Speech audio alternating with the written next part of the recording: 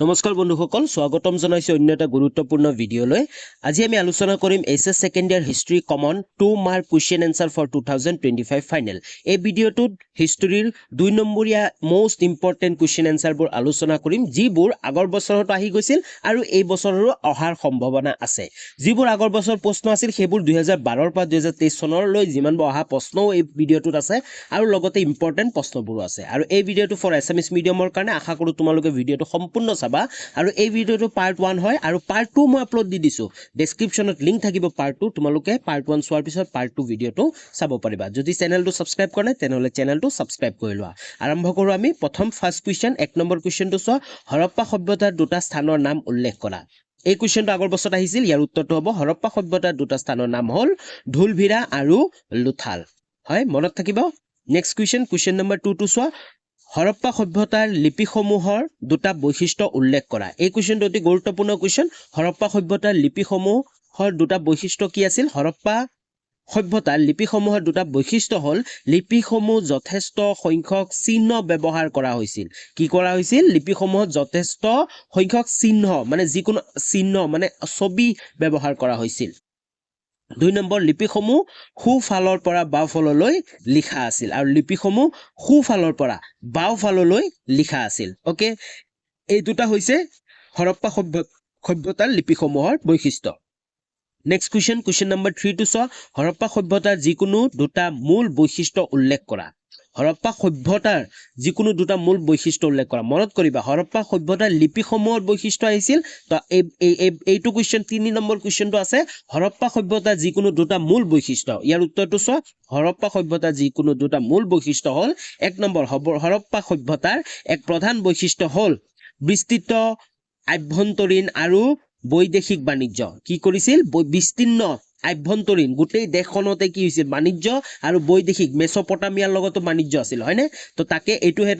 এইটো কি হয় এটা প্ৰধান বৈশিষ্ট্য হয় 2 নম্বৰ বৈশিষ্ট্যটো চোৱা হৰপ্পা সভ্যতাৰ প্ৰধান বৈশিষ্ট্য হ'ল নগৰ পৰিকল্পনা আৰু হৰপ্পা সভ্যতাৰ কিন্তু প্ৰধান বৈশিষ্ট্য আছিল কি নগৰ পৰিকল্পনা ওকে বহু কেইটা নগৰ গঢ় লৈ উঠিছিল হয়নে বুজি পাইছা নেক্সট কোৱেশ্চন নম্বৰ 4 টো চোৱা হৰপ্পা লোকসকলৰ জীৱন নিৰ্বাহৰ দুটা কৌশল লিখা হৰপ্পা লোকসকলৰ জীৱন নিৰ্বাহৰ দুটা কৌশল হ'ব হৰপ্পা লোকসকলৰ জীৱন নিৰ্বাহৰ প্ৰধান কৌশল আছিল কৃষি কাৰ্য প্ৰধান কৌশল কি আছিল কৃষি কাৰ্য বিভিন্ন ধৰণৰ কৃষি কৰা হৈছিল হয়নে আৰু 2 নম্বৰটো হ'ব হৰপ্পা লোকসকলৰ জীৱন নিৰ্বাহ আন এটা কৌশল হ'ল বেপাৰ বাণিজ্য কৃষি কৰিছিল তাৰ লগতে আন এটা প্ৰধান জীৱিকা আছিল তেওঁলোকৰ কি আছিল বেপাৰ বাণিজ্য হয়নে গুটে বহুত কেখন কি আছিল যিবোৰ নগৰ আছিল নগৰৰ মাজত বেপাৰ বাণিজ্য হৈছে হয় আমি বিভিন্ন ধৰণৰ ফিল্মবোৰতো চাইছো যেনে মহেঞ্জোদাৰো ফিল্মটোত আমি দেখা পাইছো হয়নে বেপাৰ বাণিজ্যৰ কথা মেসোপটামিয়াৰ লগতো বেপাৰ বাণিজ্য কৰিছিল হয়নে মেসোপটামিয়া এটা বহুত হেৰি কি এডভান্স সিভিলাইজেশন এটা আছিল হয়নে নেক্সট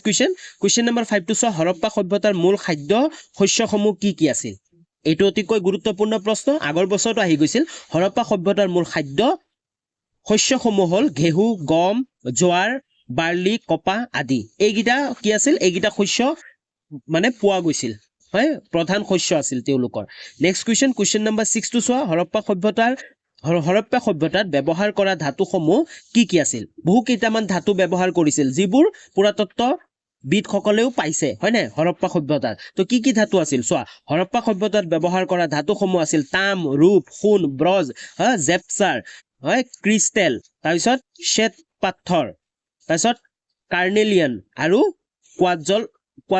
কোৱাৰ্টজ ইত্যাদি ওকে নেক্সট কোৱেশ্চন আগবঢ়াৰ আগতে যদি তেলৈ চেনেলটো সাবস্ক্ৰাইব কৰা নাই তেনেহলে চেনেলটো সাবস্ক্ৰাইব কৰি লোৱা প্লিজ বহুখিনি কষ্ট হয় ভিডিও এটা বনাবৰ কাৰণে তো তোমালোকে বহুতে সাবস্ক্ৰাইব নকৰা তো আশা কৰো সকলোৱে চেনেলটো সাবস্ক্ৰাইব কৰিব আৰু লগতে বেল আইকনটো প্ৰেছ কৰি অল কৰি ৰাখিবা তেতিয়াহে তোমালোকে নেক্সট ভিডিও নটিফিকেশনবোৰ পাব পাৰা আৰু বহুত এক্সাম আছে যিবোৰ এক্সাম আছে তোমালোকৰ সেইবোৰ এক্সামৰ আগেও ইম্পৰ্টেন্ট কোৱেশ্চন আনসাৰবোৰ তোমালোকে পাই যাবা ওকে নেক্সট কোৱেশ্চন লাগবাহো কোৱেশ্চন নম্বৰ 7 টো চোৱা কোনে কেতিয়া হৰপ্পা সভ্যতা আৱিষ্কাৰ কৰিছিল এই কোৱেশ্চনটো এটা গুৰুত্বপূৰ্ণ প্ৰশ্ন আগৰ বছৰত আহি গৈছিল চোৱা পুৰাতত্ত্ববিদ ৰখাল দাস বেনাৰ্জী দয়াৰাম সাহানী আৰু ছাৰ জন মাৰ্চলে 1922 খ্ৰীষ্টাব্দত হৰপ্পা সভ্যতা আৱিষ্কাৰ কৰিছিল ওকে নেক্সট কুৱেশ্যন নম্বৰ 8 টো চোৱা মহাজন পদ আৰু গণসংঘৰ দুটা প্ৰধান বৈশিষ্ট্য উল্লেখ কৰা মহাজন পদ আৰু গণসংঘৰ দুটা প্ৰধান বৈশিষ্ট্য উল্লেখ কৰিব দিছে 2 নম্বৰীয়া অতি গুৰুত্বপূৰ্ণ প্ৰশ্ন উত্তৰটো চোৱা মহাজন পদ আৰু গণসংঘৰ দুটা প্ৰধান বৈশিষ্ট্য হৈছে 1 নম্বৰ ক নম্বৰ মহাজন পদবোৰ ৰজাই শাসন কৰিছিল আনহাতে গণসংঘবোৰ 2-4 জন লোকে শাসন কৰিছিল তো মহাজন পদবোৰ কি ৰজাই শাসন কৰিছিল আৰু আনহাতে গণসংঘৰ বোৰ কি 2-4 জন লোকে শাসন কৰিছিল খ নম্বৰটো চোৱা প্ৰত্যেক মহাজন পদে একোখন ৰাজধানী নগৰ আছিল হয়নে প্ৰত্যেক মহাজন পদতে একোখন ৰাজধানী নগৰ আছিল আৰু যিবোৰ গড় মাৰি সুৰক্ষিত কৰা হৈছিল আৰু যিবোৰ গড় মাৰি মানে এই বাউণ্ডাৰী দি যে হয়নে যে আমাৰ গড় মাৰি কি কৰি দি আছিল সুৰক্ষিত কৰা হৈছিল মানে বাউণ্ডাৰী আছিল নেক্সট কুৱেশ্যন লাগবাহু কুৱেশ্যন নম্বৰ 9 টো চোৱা দুজন মহাজন পদৰ নাম লিখা অতি গুৰুত্বপূৰ্ণ 1 নম্বৰীয়া প্ৰত্যেক বছৰে আহে দুজন মহাজন পদৰ নাম তো ইয়াৰ উত্তৰটো কি হ'ব মগধ আৰু কুশল মনত ৰাখিবা দুজন যদি আহে 2 নম্বৰী আহি যাব পাৰে তো তাৰ উত্তৰটো হ'ব মগধ আৰু কুশল নেক্সট কুৱেশ্যন নম্বৰ 10 টো চোৱা সমলসমূহক কেইটা ভাগত ভগাব পাৰি আৰু কি কি ইয়াৰ উত্তৰটো চোৱা সমলসমূহক দুটা ভাগত ভগাব পাৰি যেনে প্ৰত্নতাত্ত্বিক সমল আৰু লিখিত সমল কি প্ৰত্নতাত্ত্বিক সমল আৰু লিখিত সমল নেক্সট কুৱেশ্যন নম্বৰ 11 টো চোৱা অশোকে ৰাজ্যবোৰ পৰিদৰ্শন কৰিবলৈ পঠোৱা বিষয়া দুজনৰ নাম লিখা অতি গুৰুত্বপূৰ্ণ প্ৰশ্ন 2 নম্বৰৰ কাৰণে যদিও অহা নাই কিন্তু অহাৰ বহুখিনি সম্ভাৱনা আছে তো তোমালোকে এজ এ ৰিভিজন হিচাপে চাই যোৱা তোমালোকে মনত কৰি যাবা তো উত্তৰটো চোৱা অশোকে ৰাজ্য পৰিদৰ্শন কৰিবলৈ পঠোৱা বিষয়া দুজন হ'ল ৰাজুক আৰু বৰজুক কোন আছিল ৰাজুক আৰু বৰজুক নেক্সট কুৱেশ্যন লাগবাহু কুৱেশ্যন নম্বৰ 12 টো চোৱা গান্ধীজী কোন আছিল গান্ধাৰী কোন আছিল তেওঁ দুৰ্যোধনৰ কি উপদেশ দিছিল উত্তৰটো চোৱা গান্ধাৰী ধৃতৰাষ্ট্ৰৰ পত্নী আছিল তেওঁ দুৰ্যোধনক শেষবাৰৰ কাৰণে যুদ্ধ নকৰিবৰ বাবে উপদেশ দিছিল হয় গান্ধাৰী কোন আছিল ধৃতৰাষ্ট্ৰৰ পত্নী আছিল আৰু তেওঁ দুৰ্যোধনক শেষবাৰৰ কাৰণে যুদ্ধ নকৰিবৰ বাবে উপদেশ দিছিল নেক্সট কুৱেশ্যন লাগবাহু কুৱেশ্যন নম্বৰ 13 টো চোৱা জৈন ধৰ্মৰ সন্ন্যাসী আৰু পতশীসকলে মানি চলা নীতি কেইটা কি হয় নীতি কেইটা আৰু কি ইয়াৰ উত্তৰটো চোৱা জৈন ধৰ্মৰ সন্ন্যাসীসকলে মানি চলা নীতি হ'ল 5টা কি 5টা নীতি মানি চলিছিল 1 নম্বৰ হ'ল অহিংসা সত্য কথা কোৱা চুৰি নকৰা ব্ৰহ্মচৰ্য পালন আৰু সম্পত্তি আহৰণৰ পৰা ভিতৰত থকা ওকে গম পাইছা তোমালোকে জৈন ধৰ্মৰ সন্ন্যাসীসকলে মানি চলা 5টা নীতি আছিল কি আছিল অহিংসা সত্য কথা কোৱা চুৰি নকৰা ব্ৰহ্মচৰ্য পালন কৰা হয়নে পালন আৰু সম্পত্তি আহৰণৰ পৰা ভিতৰত থকা নেক্সট কুৱেশ্যন লাগবাহু কুৱেশ্যন নম্বৰ 14 টো চোৱা অলৰেডি এক্সামত আহি গৈছিল গোত্ৰ ব্যৱস্থাৰ উল্লেখযোগ্য বিধান দুটা কি ইয়াৰ উত্তৰটো চোৱা খ্ৰীষ্টপূৰ্ব 1000 মানৰ পৰা শ্ৰেণী বিভাজনৰ কাৰণে গোত্ৰ পদ্ধতি প্ৰচলন হৈছিল গোত্ৰ হৈছে 1000 মানৰ পৰা শ্ৰেণী বিভাজনৰ কাৰণ গোত্ৰ পদ্ধতি প্ৰচলন হৈছিল ব্ৰাহ্মণসকল শ্ৰেণী বিভাজন কৰাটোৱে আছিল গোত্ৰ পদ্ধতিৰ প্ৰচলনৰ প্ৰধান উদ্দেশ্য এইটো গোত্ৰ একোজন ঋষিৰ নামেৰে ৰখা হৈছিল একোটা গোত্ৰৰ সদস্যসকল একোজন ঋষিৰ বংশধৰ বুলি ধৰা হৈছিল ওকে তো বুজি পালা গোত্ৰ কি হয় তাৰ পিছত কৈছে গোত্ৰ ব্যৱস্থাৰ উল্লেখযোগ্য বিধান দুটা কি গোত্ৰ ব্যৱস্থাৰ উল্লেখযোগ্য বিধান দুটা হ'ল বিবাহৰ পিছত পত্নীগৰাকী মহিলাই পিতৃৰ গোত্ৰ ত্যাগ কৰি স্বামীৰ গোত্ৰ ব্যৱহাৰ কৰিব লাগিছিল আৰু খ নম্বৰটো আছিল সমগোত্ৰীয় লোকসকলৰ লগত বিবাহ কাৰ্য সম্ভৱ নাছিল বুজি পাইছা নেক্সট কুৱেশ্যন লাগবাহু কুৱেশ্যন নম্বৰ 15 টো চোৱা অহিংস শব্দৰ অৰ্থ বুজাই লিখা 2 নম্বৰীয়া কুৱেশ্যন আহি যাব পাৰে অহিংস শব্দৰ অৰ্থ বুজাই লিখা ইয়াৰ উত্তৰটো চোৱা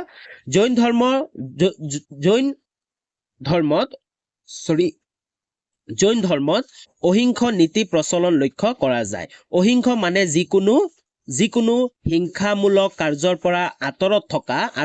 আৰু কোনো প্ৰাণী হত্যাৰ পৰা আঁতৰত থকা হয় তো অহিংস মানে কি আছিল কোনো ধৰণৰ হত্যাকাণ্ডৰ লগত কোনো অহিংস কাৰ্যৰ পৰা কি থকা দূৰত থকা এই অহিংসা নীতি প্ৰথমে কৃষি কাৰ্য বিশেষভাৱে প্ৰতিফলিত হৈছিল কাৰণ কৃষি কাৰ্যৰ দ্বাৰা কোনো প্ৰাণী বধৰ পৰা আঁতৰত থকা হৈছিল ওকে বুজি পাইছা নেক্সট কুৱেশ্যন নম্বৰ 16 টো চোৱা জৈন ধৰ্মৰ চতুৰ্ধাম বা চাৰিটা নীতি কি আছিল ইয়াৰ আগতে আমি অলপ আগতে আলোচনা কৰিলো হয়নে জৈন ধৰ্মৰ কি আছিল তো এই কুৱেশ্যনটো দুবাৰ ৰিপিট কৰা হৈ গল তো আশা কৰো তোমালোকে উত্তৰটো বুজি পাইছা নেক্সট কুৱেশ্যন নম্বৰ 17 টো চোৱা বুদ্ধদেৱৰ বাণী প্ৰচাৰ হোৱা কেইখনমান ঠাইৰ নাম উল্লেখ কৰা এই কুৱেশ্যনটো আহি যাব পাৰে মোষ্ট ইম্পৰ্টেণ্ট কুৱেশ্যন হয় বুদ্ধদেৱৰ বাণী প্ৰচাৰ হোৱা ঠাইসমূহ হ'ল মধ্য এছিয়াৰ চীন দেশ কোৰিয়া আৰু জাপান ইয়াৰ উপৰিও শ্ৰীলংকা ম্যানমাৰ থাইলেণ্ড আৰু ইণ্ডোনেছিয়া মনত ৰাখিবা বুদ্ধদেৱৰ বাণী প্ৰচাৰ হোৱা কেইখনমান ঠাইৰ নাম যদি লিখিব আহে তেনেহলে কি হ'ব মধ্য এছিয়াৰ চীন দেশ কোৰিয়া জাপান ইয়াৰ উপৰিও শ্ৰীলংকা ম্যানমাৰ থাইলেণ্ড আৰু ইণ্ডোনেছিয়া বুজি পাইছা নেক্সট কুৱেশ্যন নম্বৰ 18 টো চোৱা বৌদ্ধ ধৰ্মৰ যিকোনো দুটা মূল শিক্ষা উল্লেখ কৰা বৌদ্ধ ধৰ্মৰ দুটা মূল শিক্ষা হ'ল নিৰ্বাণ বা মুক্তি লাভ কৰা আৰু অষ্টমাৰ্গ বা আঠটা নীতি অনুসৰণ বা মানি চলা তো বৌদ্ধ ধৰ্মৰ দুটা মূল শিক্ষা কি হয় নিৰ্বাণ বা মুক্তি লাভ কৰা আৰু অষ্টমাৰ্গ বা আঠটা নীতি অনুসৰণ বা মানি চলা বুজি পাইছা নেক্সট কুৱেশ্যন নম্বৰ 19 টো চোৱা কোন চনত টিকট কৰ আৰু আয়কৰ প্ৰৱৰ্তন কৰা হৈছিল অতি গুৰুত্বপূৰ্ণ প্ৰশ্ন অলৰেডি আগৰ বছৰত আহি গৈছিল ইয়াৰ উত্তৰটো হ'ব 1858 চনত টিকট কৰ আৰু 1860 চনত আয়কৰ প্ৰৱৰ্তন কৰা হৈছিল ওকে নেক্সট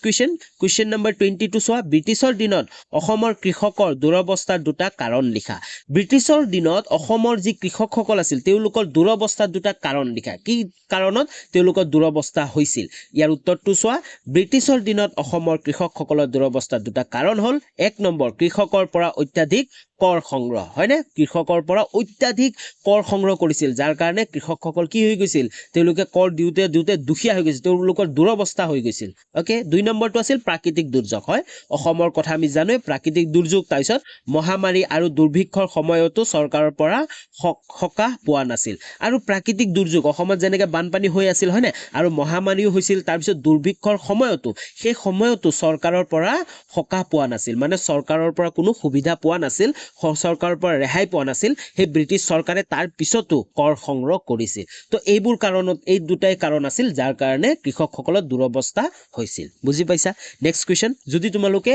কুৱেশ্যনবোৰ বুজি পাইছা উত্তৰবোৰ বুজি পাইছা তেনেহলে তোমালোকে এটা কমেন্ট কৰি জনাবা আৰু তোমালোকৰ বন্ধু বান্ধৱী সকললৈ শ্বেয়াৰ কৰিবা 21 নম্বৰ কুৱেশ্যনটো চোৱা 1857 চনৰ বিদ্ৰোহৰ পিছত ব্ৰিটিছে কৰ বৃদ্ধি কৰা দুটা কাৰণ উল্লেখ কৰা 1857 চনৰ যি বিদ্ৰোহ হৈছিল বিদ্ৰোহৰ পিছত ব্ৰিটিছে কৰ বৃদ্ধি কিয় কৰিছিল কৰাৰ দুটা কাৰণ উল্লেখ কৰা কি কাৰণত উত্তৰটো চোৱা 1857 চনৰ বিদ্ৰোহৰ পিছত ব্ৰিটিছে কৰ বৃদ্ধি কৰা দুটা কাৰণ হ'ল এক নম্বৰ বিদ্ৰোহত হোৱা ঘাটি পুৰাবলৈ কিয় বিদ্ৰোহত যিমান তেওঁলোকৰ কি হৈছিল খৰচ হৈ গৈছিল অথবা তেওঁলোকৰ যি ঘাটি হৈছিল লোকচান হৈছিল সেই লোকচানখিনি পুৰাবলৈ কৰ বৃদ্ধি কৰিছিল আৰু 2 নম্বৰ হৈছে ক্ষমতা হস্তান্তৰৰ ফলত পোৱা কোম্পানীৰ সম্পত্তি কিনিবলৈ আৰু ক্ষমতাৰ হস্তান্তৰৰ পৰা পোৱা কোম্পানীৰ সম্পত্তি কিনিবলৈ বুজি পাইছা নেক্সট কুৱেশ্যন নম্বৰ 22 টো চোৱা কামৰূপ ৰাজ্য কেইটা ভাগত বিভক্ত আছিল আৰু কি কামৰূপ ৰাজ্যখন কেইটা ভাগত বিভক্ত আছিল আৰু কি উত্তৰটো চোৱা কামৰূপ ৰাজ্য 4টা ভাগত বিভক্ত আছিল যেনে ৰত্নপীঠ কামপীঠ স্বৰ্ণপীঠ আৰু সমাৰপীঠ ওকে মনত থাকিব কামৰূপ ৰাজ্য বহুত ইম্পৰ্টেন্ট কুৱেশ্যন 2 নম্বৰৰ কাৰণে আহি যাব পাৰে কামৰূপ ৰাজ্য কেইটা ভাগত বিভক্ত আছিল 4টা ভাগত কি আছিল ৰত্নপীঠ কামপীঠ স্বৰ্ণপীঠ আৰু সমাৰপীঠ নেক্সট কুৱেশ্যন নম্বৰ 23 টো চোৱা খ্ৰীষ্টপূৰ্ব 10ৰ পৰা 17 শতিকাৰ ভিতৰত উপমহাদেশখন ভ্ৰমণ কৰা 4জন ভ্ৰমণকাৰীৰ নাম লিখা হয় খ্ৰীষ্টপূৰ্ব 10ৰ পৰা 17 শতিকাৰ ভিতৰত উপমহাদেশখন ভ্ৰমণ কৰা 4জন ভ্ৰমণকাৰীৰ নাম লিখা অতি গুৰুত্বপূৰ্ণ প্ৰশ্ন ইয়াৰ উত্তৰটো চোৱা শতিকাৰ ভিতৰত উপমহাদেশখন ভ্ৰমণ কৰা 4জন ভ্ৰমণকাৰীৰ নাম হ'ল ৰাষ্ট্ৰদূত আব্দুৰ ৰাজ্জাক আৰু আলবেৰুনি ইবনে বাতুতা ফ্ৰান্সকুছ বাৰ্নিয়াৰ কোন কোন আছিল ৰাষ্ট্ৰদূত আব্দুৰ ৰাজ্জাক আছিল আল বেৰুনি আছিল ইবনে বাতুতা আছিল যি দুজনৰ নাম তোমালোকে বহুবাৰ পাইছা হয় না এক নম্বৰীয়া প্ৰশ্নটো পাইছা আল বেৰুনি আৰু ইবনে বাতুতা তো তোমালোকৰ মনত থাকিব আৰু এটা আছিল ৰাষ্ট্ৰদূত আব্দুৰ ৰাজ্জাক আছিল আৰু ফ্ৰান্সকুছ বাৰ্নিয়াৰ আছিল মনত থাকিব নেক্সট কুৱেশ্যন নম্বৰ 24 টো চোৱা আল বেৰুনিৰ লিখনিৰ দুটা বৈশিষ্ট্য উল্লেখ কৰা আল বেৰুনিৰ লিখনিৰ দুটা বৈশিষ্ট্য উল্লেখ কৰিব দিছে ইয়াৰ উত্তৰটো হ'ব আল বেৰুনিয়ে অতি কম দিনৰ ভিতৰতে আৰবী সিৰিয়া পাৰ্চী হিব্ৰু আৰু সংস্কৃত ভাষাত পাৰ্গত হৈছিল যি আল বেৰুনিৰ তেওঁৰ লিখনিৰ দুটা বৈশিষ্ট্য হ'ব তেওঁ অতি কম দিনতে আৰবী সিৰিয়া পাৰ্চী সংস্কৃত ভাষাত কি হৈ গৈছিল পাৰ্গত হৈছিল আৰু 2 নম্বৰটো আছিল আল বেৰুনিয়ে গ্ৰীক ভাষা নজনাকৈ আৰবী ভাষালৈ অনুদিত গ্ৰন্থৰ যোগেদি প্লুটো আৰু আন গ্ৰীক দাৰ্শনিকসকলৰ লিখনিৰ লগত পৰিচিত হৈ পৰিছিল বুজি পাইছা নেক্সট কুৱেশ্যন লাগবাহু কুৱেশ্যন নম্বৰ 25 টো চোৱা ইবনে বাতুতাৰ পৰ্দাঙ্ক অনুসৰণ কৰি ভাৰতলৈ অহা দুজন পৰ্যটকৰ নাম লিখা মানে ইবনে বাতুতাৰ যি ফুট আছে ন ভৰি পৰিছিল ন ইয়াতে তো সেই মতে আৰু তেওঁৰ কাৰণে অহা আৰু দুজন কি পৰ্যটকৰ নাম লিখিব হৈছে মানে ইবনে বাতুতাৰ কাৰণে আৰু দুজন আহিছিল সেই দুজনৰ নাম কি হ'ব ইবনে বাতুতাৰ পৰ্দাঙ্ক অনুসৰণ কৰি ভাৰতলৈ অহা দুজন পৰ্যটকৰ নাম হ'ল আব্দুল ৰাজ্জাক আৰু শ্বেখ আলী হাজিন কোন আছিল আব্দুল ৰাজ্জাক অলপ আগত আমি নামটো পাইলো মনত ৰাখিবা আৰু শ্বেখ আলী হাজিন আছিল বুজি পাইছা নেক্সট কুৱেশ্যন 26 নম্বৰ কুৱেশ্যনটো চোৱা কিতাবুল হিন্দৰ ওপৰত এটি টোকা লিখা 2 নম্বৰীয়া প্ৰশ্ন আহি যাব পাৰে 2 নম্বৰীয়া নাহিলেও কিন্তু তোমালোকৰ 4 নম্বৰীয়া আহিব পাৰে এই ভিডিঅ'টোত যিমানবোৰ আলোচনা কৰি আছো যদিও 2 নম্বৰীয়া কিন্তু 4 নম্বৰীয়াৰ কাৰণে এইকেইটা ইম্পৰ্টেণ্ট আহি যাব পাৰে ওকে যাতে তোমালোকে লিখিব পাৰা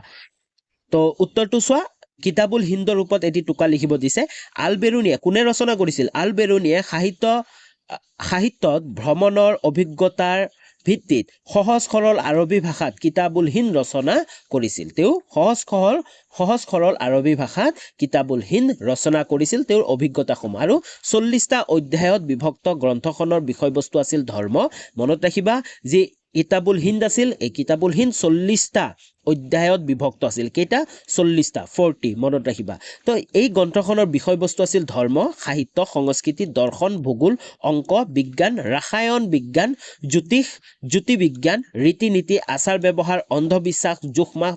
ইত্যাদি হয় ইয়াৰ পৰা আমি সমসাময়িক ভাৰতীয় সমাজৰ প্ৰকৃত স্বৰূপ জানিব পাৰো আৰু এই কিতাপটোৰ পৰা আমি সমসাময়িক ভাৰতীয় সমাজৰ প্ৰকৃত স্বৰূপ জানিব পাৰো ওকে বুজি পাইছা আশা কৰো তোমালোকে উত্তৰটো গম পাইছা তোমালোকে এবাৰ পঢ়ি ললে তোমালোকৰ হৈ যাব নেক্সট কুৱেশ্যন নম্বৰ 27 টো চোৱা ইবনে বাতুতা কোৰ পৰা আহিছিল যদিও 1 নম্বৰীয়া প্ৰশ্ন কিন্তু মই দি দিছো কাৰণ এটা ইম্পৰ্টেন্ট কুৱেশ্যন লাগিছে পশ্চিম আফ্ৰিকাৰ মৰক্কোৰ পৰা ইবনে বাতুতা আহিছিল ইবনে বাতুতা কোৰ পৰা আহিছিল পশ্চিম আফ্ৰিকাৰ